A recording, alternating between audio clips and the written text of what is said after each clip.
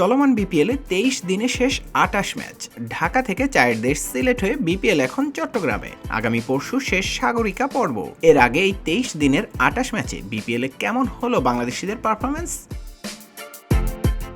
মাঠের খেলা জমজমাট, সন্দেহ নেই। গ্যালারিতে দর্শক উন্মাদনেই সেটা বলে দিচ্ছে। টি-20-র প্রাণই হলো রান। এবার বেশিরভাগ ম্যাচেই 200-র কাছাকাছি পৌঁছেছে দলীয় সংগ্রহ, আবার 200-র বেশি রান উঠেছে গোটা দশেক ইনিংসে।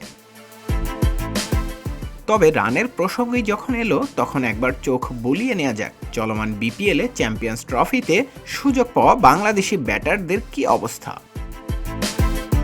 চলমান বিপিএলে কি খেলছেন মুশফিকুর রহিম কিংবা তাওহিদ হৃদয়রা? ভাবছেন এটা আবার কেমন কথা? তাহলে এবারের বিপিএলের সর্বোচ্চ রান সংগ্রাহকের তালিকাটা দেখুন, আপনার সন্দেহ পালিয়ে যাবে। বিপিএলের সর্বোচ্চ রান সংগ্রাহকের তালিকায় মুশফিক 43-এ। 7 ম্যাচে 4 ইনিংস ব্যাটিং করা মুশফিকের রান 73। অপরদিকে গত আসরের দ্বিতীয় সর্বোচ্চ রান সংগ্রাহক হৃদয় আছেন 29 নম্বরে। আর জাতীয় দলের অধিনায়ক নাজমুল হোসেন শান্ত তো আছেন আরও বিপদে। 5 ম্যাচে 56 রান করা শান্তর অবস্থান 50 থেকে মাত্র 3 দূরে, আছেন 47 নম্বরে। তবে ভালো খবর, তানজিদ হাসান তামিম বেশ ভালো করছেন। 9 ম্যাচে 250 ও 1 সেঞ্চুরিতে টুর্নামেন্টের দ্বিতীয় 330 রান এসেছে এই ওপেনারের ব্যাটে। দলে থাকা অন্য 2 ওপেনারের মধ্যে সৌম্য সরকার চোটে মাঠেই নামেননি, আর পারভেজ হোসেন তো 7 ম্যাচে 103 রান করে চিটাগং কিংসের একাদশ থেকেই বাদ। অপরদিকে মাহমুদুল্লাহরও সময়টা খুব ভালো যাচ্ছে না।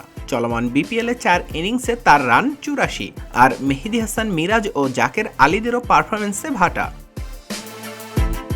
তবে ব্যাটসম্যানরা হতাশ করলেও বোলাররা কিন্তু আছেন বেশ ফুরফুরে মেজাজেই। 20 উইকেট নিয়ে স্পিড স্টার তাসকিন আহমেদ এখনও পর্যন্ত টুর্নামেন্টের সর্বোচ্চ উইকেট শিকারী। অপরদিকে নাহিদ রানা 9, তানজিম হাসান সাকিব নিয়েছেন 11 উইকেট।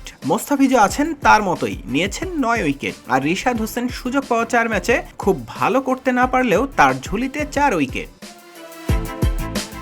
যদিও সংস্করণ ভিন্ন, বিপিএল টি-20 ফরম্যাটে, আর চ্যাম্পিয়ন্স ট্রফি 50 ওভারের, যেখানে টাইগারদের খেলতে হবে ভারত, নিউজিল্যান্ড আর পাকিস্তানের বিপক্ষে। আহাদ সাগর, রূপালী বাংলাদেশ, ঢাকা।